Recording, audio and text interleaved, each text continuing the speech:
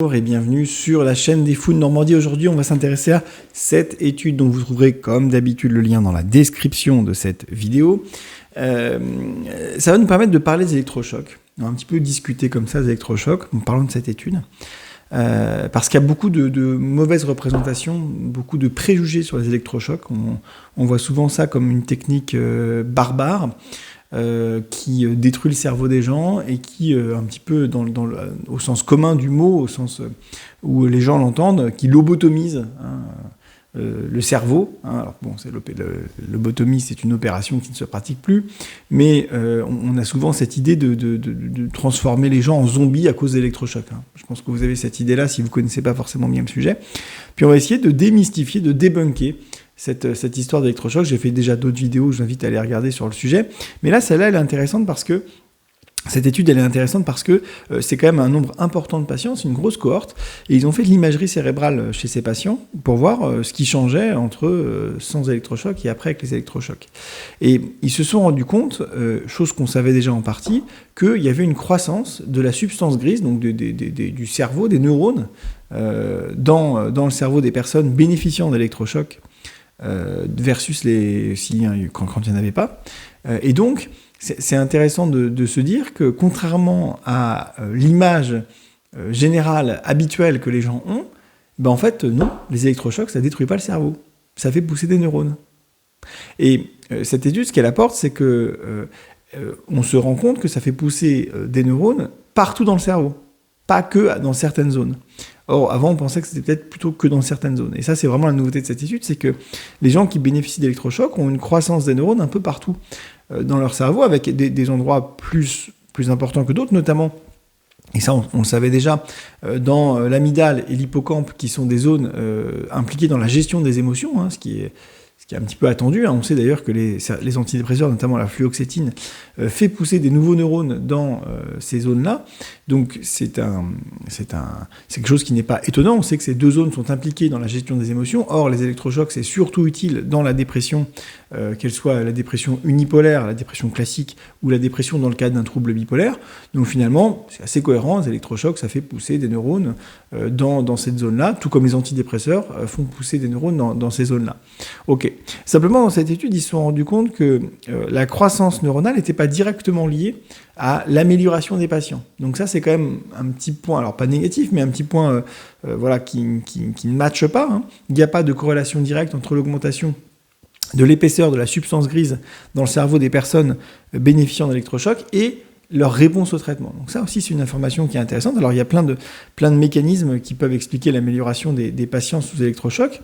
Peut-être que ça, c'en est un, mais qui n'est pas assez fort pour expliquer à lui seul ou pour expliquer une grosse variation de cette amélioration.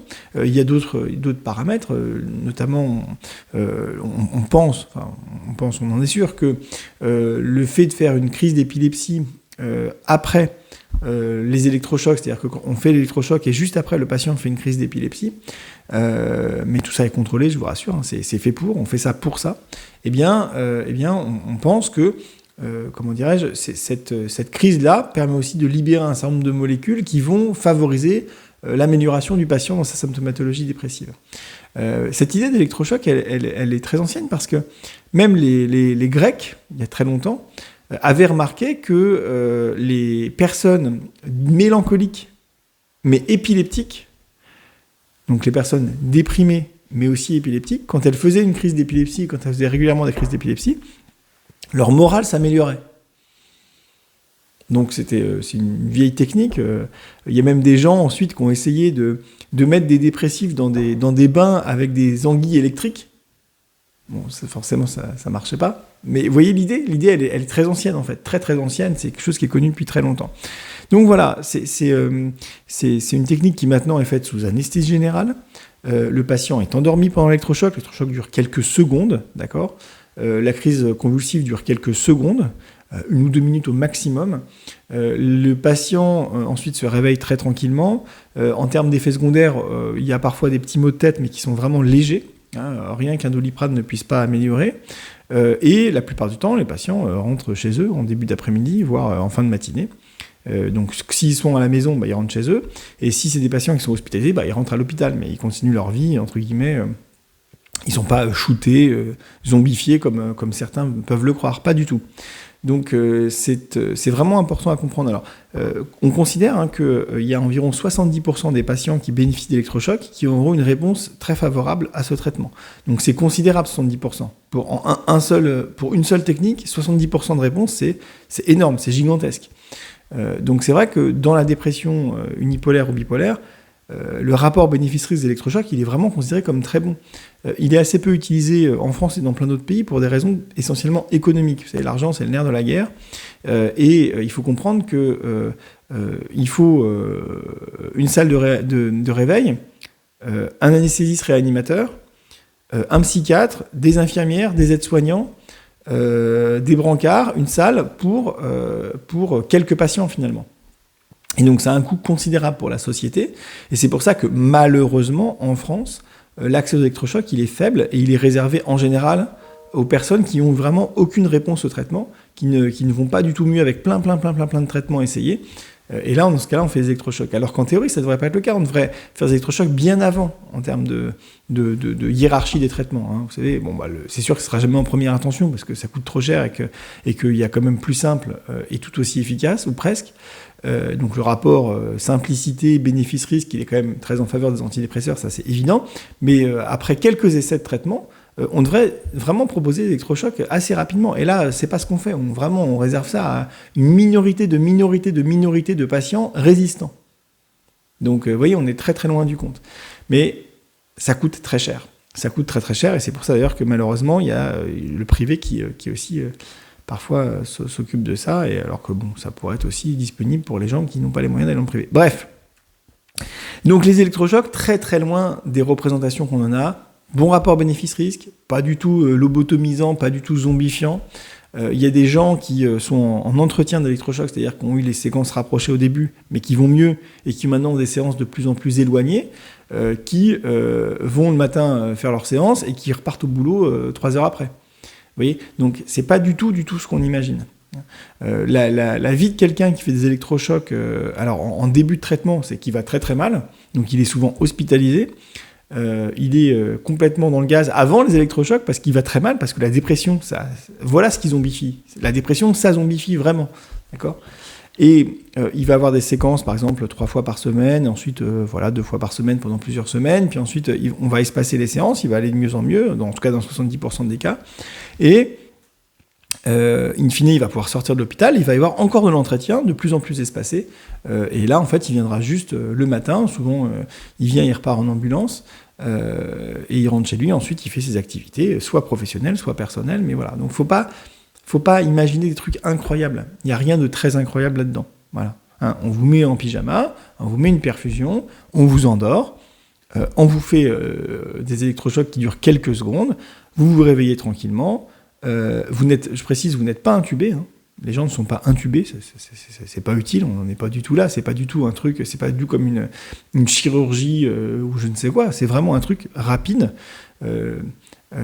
qui dure vraiment, peut-être l'anesthésie en elle-même, elle dure quelques dizaines de minutes, pas plus, peut-être même 10 minutes.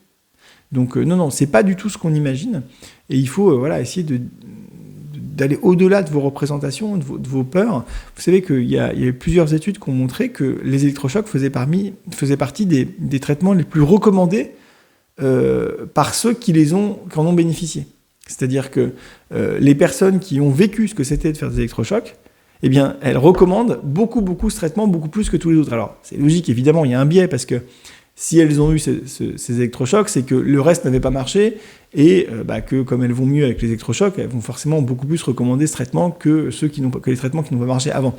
Mais vous voyez, c'est simplement pour vous dire que les gens vont mieux avec, et ensuite recommandent ce traitement, et ils ne disent pas « Oh là là, mon Dieu, c'était horrible, ça m'a peut-être sorti de là, mais plus jamais. » Non, pas du tout, ça m'a sorti de là, merci beaucoup, faites-le si vous en avez besoin. D'accord ? Et ça, c'est les patients qui le disent. D'accord ? C'est pas les docteurs. On peut pas nous accuser, nous docteurs, de promouvoir les électrochocs pour des raisons, par exemple, financières. C'est quoi le labo des électrochocs ? Vous le connaissez ? Il n'y en a pas. En général, ça se fait dans le public. Donc, autant vous dire que, voilà, il n'y a pas d'argent à gagner particulièrement. Il n'y a pas de matériel, c'est-à-dire qu'on achète une fois la machine, Ensuite, c'est juste des consommables qui coûtent rien. Et la machine, elle dure 30 ans ou 40 ans. Et elle coûte moins cher que certaines chimios, même beaucoup moins cher que certaines chimios. Enfin, vous voyez, c'est un truc... voilà, ça coûte beaucoup à la société, mais il n'y a aucun labo, il n'y a rien qui promeut les électrochocs. Et pourtant, tous les docteurs du monde recommandent les électrochocs quand c'est nécessaire, en considérant que c'est un traitement avec un rapport bénéfice-risque excellent. Bon, à moins d'imaginer un complot des docteurs pour vouloir tuer secrètement la population avec des électrochocs, mais là, ça va peut-être un petit peu loin si vous dites ça, sachez-le. Eh bien, je pense qu'il faut s'accorder sur l'idée qu'effectivement, c'est un traitement efficace, qu'il ne faut pas stigmatiser, dont il ne faut pas avoir peur a priori. Personne n'a dit qu'il n'y avait pas d'effets secondaires, hein. Évidemment qu'il y a des effets secondaires. Je vous dis un petit peu de mots de tête après la séance. Il y a les risques de l'anesthésie, ça c'est évident. Quand on fait une anesthésie, on prend de toute façon un risque. Donc il y a les risques inhérents à l'anesthésie, mais qui ne sont pas liés aux électrochocs directement. Mais effectivement, comme ça va avec, il faut en parler. Il y a des trous de mémoire qui peuvent arriver et qui sont assez fréquents d'ailleurs, autour de l'épisode des électrochocs, et qui, dans l'écrasante majorité des cas, en fait, ces trous de mémoire disparaissent et la mémoire revient. Il n'a pas été montré d'altération de la mémoire à long terme du tout. Je crois que j'ai fait une vidéo sur un article qui en parle d'ailleurs. Donc, faut pas croire que ça rend dément. Pas du tout. C'est pas du tout le cas. On voit bien qu'il y a une croissance neuronale, une augmentation de l'épaisseur de la substance grise dans l'étude que je vous mets en description de cette vidéo. Donc, vous voyez, pas de panique. Pas de panique, c'est un bon traitement efficace, malheureusement, encore une fois, réservé à une minorité de gens extrêmement mal. Alors c'est peut-être aussi ça qui fait peur, cette idée qu'on imagine des gens très très mal, et ça pour le coup à juste titre, qui vont faire des électrochocs, et donc on se dit que c'est vraiment pour les gens qui sont terriblement mal. Malheureusement c'est vrai en l'état, mais c'est pas pour autant que c'est pas un bon traitement. Effectivement, les gens qui aujourd'hui en France, dans les lieux publics, bénéficient d'électrochocs, c'est des gens qui vont très très très très très mal.